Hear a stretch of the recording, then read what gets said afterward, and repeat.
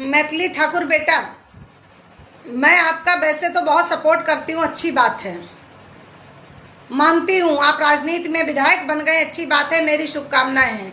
लेकिन मैं आपसे ऐसी उम्मीद नहीं रखती हूँ कि जिस तरीके से सबल समाज के लिए आप टीका टिप्पणी करती हैं वो आपके मुख से शोभा नहीं देता है।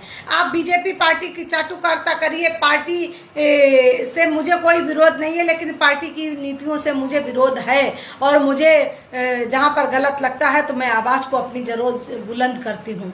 दूसरी बात, आपने जो भरत तिवारी जो शहीद हुए हैं, बिहार का लाल भरत तिवारी जो शहीद किए गए, जिनका एनकाउंटर कर दिया गया, उन्हें शहीदों का दर्जा मिलना चाहिए।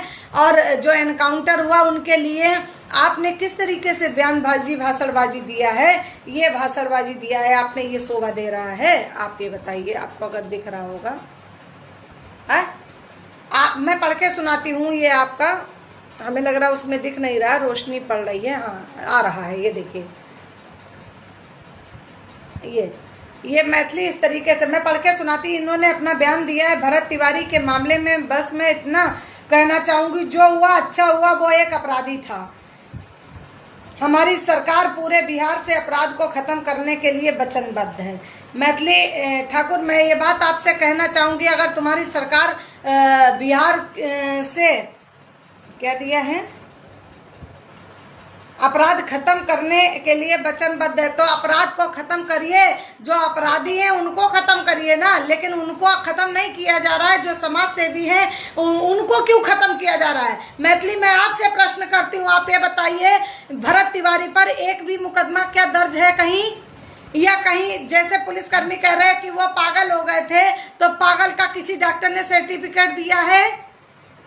किसी की बहन बेटी को भगाकर भरत तिवारी ले गए हैं, जो उनके ऊपर वो अपराध है, जो अपराधी थे, किसी का डाका डाला है? कहीं अगर मुकदमा है दर्ज तो आपके संज्ञान में हो तो आप मुझे बिल्कुल हमारे नंबर में बताती हूँ, 998479626740 मेरे इन नंबरों पर मुझे अवगत कराएं अगर कहीं मुकदमा लिखा हुआ हो।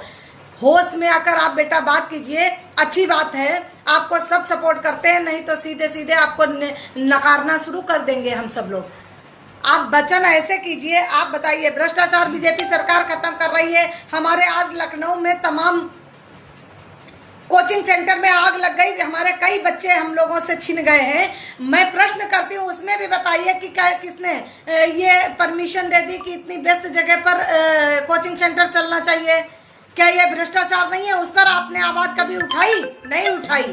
मैं इसको कहना चाहूंगी कि आप अपनी वाणी को होश में आकर बात कीजिए, और गलत टीका टिप्पणी करेंगी तो ये अच्छा नहीं होगा आपके लिए। आपका जिस तरीके से सम्मान लोग करते हैं उस तरीके से आपका अपमान करना शुरू कर देंगे। आप हमारे सबके सबल समाज से हैं, मैं आपका सम्मान करती हूँ, लेकिन ओछी मानसिकता अगर रखोगी तो ओछी मानसिकता रखने वाले, चाहे वो हमारे ब्राह्मण समाज से हो, चाहे कायस्थ से हो, चाहे ठाकुर से हो, चाहे किसी भी समाज वर्ग से हो, गलत तो गलत और सही तो सही, गलत सही में फर्क करिए, तब अपनी बात को बुलंद कीजिए और भरत तिवारी को न्याय देने का काम कीजिए।